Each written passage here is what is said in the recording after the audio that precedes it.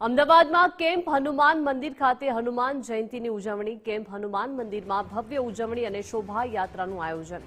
Camp હનુમાનથી ભવ્ય શોભાયાત્રાનું આયોજન। મુખ્યમંત્રી ભૂપેન્દ્રભાઈ પટેલે શોભાયાત્રાને પ્રસ્થાન કરાવ્યું।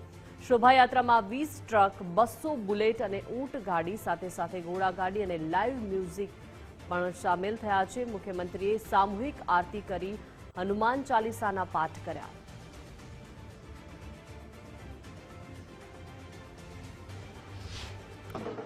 लगभग 1500 જેટલા લોકોને ત્યાં પ્રસાદ સ્વરૂપે ભોજન આપવામાં આવશે। આ શોભાયાત્રામાં આ વર્ષે ખાસ અમે ઓપરેશન સિંદૂરનો એક ટેબલો બનાવ્યો છે। ટોટલ 11 ટેબલો છે। એમાંથી ઓપરેશન સિંદૂરનો ટેબલો એ આપણા દેશના જવાનોને જે પ્રશંસાપૂર્વક જે જીત મેળવી હતી એના એક પ્રતીક રૂપે છે અને એનાથી લોકોને યાદ પણ તાજી થશે। આવતીકાલે હનુમાન જયંતિ નિમિત્તે અહીંયા મહાઆરતી થશે।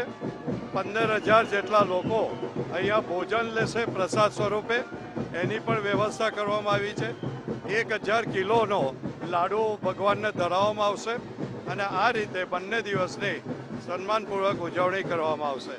આ વર્ષે સૌથી વધારે આનંદ એ છે કે આપણા રાજ્યના મુખ્યપ્રધાન શ્રી ભૂપેન્દ્રભાઈ પટેલના હસ્તે આજે આ શોભાયાત્રાનું પ્રસ્થાન કરવામાં આવ્યું છે। કેમ્પ હનુમાન મંદિરથી દર વર્ષે આગલા દિવસે હનુમાનજીની શોભાયાત્રા નીકળે છે અને એ શોભાયાત્રામાં કેમ્પ હનુમાન મંદિરથી વાયુદેવતાના મંદિર વાસણા સુધી અલગ અલગ જુદા જુદા સ્ટોલ રાખેલા હોય છે પ્રસાદના। આ વખતે લગભગ 45 થી 50 જેવા પ્રસાદના સ્ટોલ છે। અમે કેમ્પ હનુમાન દાદાની જે રથયાત્રા નીકળે છે તો તેમાં જે હનુમાન ભક્તોનું સ્વાગત અમે પ્રસાદમાં ડ્રાયફ્રૂટ શીરો રાખ્યો છે અને ઠંડા પાણીની બોટલની વ્યવસ્થા રાખેલી છે। આજે હનુમાન જયંતિ છે અને આજના દિવસે ભવ્ય જે શોભાયાત્રા છે તે શોભાયાત્રાનું આયોજન કરવામાં આવ્યું છે। મહત્વનું છે કે અમદાવાદના કેમ્પ હનુમાન દ્વારા આજે શોભાયાત્રાનું આયોજન કરવામાં આવ્યું છે। હનુમાનજીની જન્મોત્સવ નિમિત્તે આજે મંદિરથી શોભાયાત્રા નીકળવામાં આવી છે, જેમાં મુખ્યમંત્રી ભૂપેન્દ્ર પટેલ દાદાની આરતી ઉતારી હતી અને ત્યારબાદ આ શોભાયાત્રાનું જે પ્રસ્થાન છે તે કરાવવામાં આવ્યું હતું। લગભગ 30 જેટલા જે ટ્રક, 200 બુલેટ અને ઊંટ ગાડી, ઘોડાગાડી અને લાઈવ ભજન મ્યુઝિક પણ આ શોભાયાત્રામાં જોડાયું છે। ખાસ કરીને વાત કરવામાં આવે તો આ વર્ષની શોભાયાત્રામાં અનેક વિશેષતાઓ છે તે જોવા મળી રહી છે। ઓપરેશન સિંદૂરના જે ટેબલો અને અન્ય આકર્ષણ જે ટેબલો સહિત કુલ 30 જેટલા ટ્રક, જેમાં ભજન મંડળી અને સુશોભિત ટ્રકોનો જે સમાવેશ છે તે કરવામાં આવ્યો છે અને લાઈવ ભજન મ્યુઝિક પણ આ શોભાયાત્રામાં જોડાયું છે। 200થી વધુ બુલેટ સવારો અને મોટી સંખ્યામાં કાર પણ જોડાઈ છે। યાત્રાના રૂટ પર 50થી વધુ જગ્યાએ જે સ્વાગત કેન્દ્ર છે તે રાખવામાં આવી રહ્યા છે।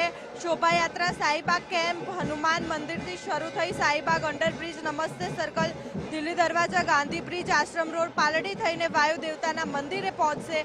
ત્યારબાદ વિશ્રામ બાદ અંજલિ 4 રસ્તા, વિજય 4 રસ્તા, નવરંગ સ્કૂલ અને ઉસ્માનપુરા થઈને સાંજે 5:30 કલાકે આ જે શોભાયાત્રા છે તે નિજ મંદિર પરત ફરશે। મહત્વનું છે કે હનુમાન જન્મોત્સવના મુખ્ય દિવસે આજે વહેલી સવારથી જ જે ધાર્મિક કાર્યક્રમો છે તે યોજવામાં આવ્યા છે।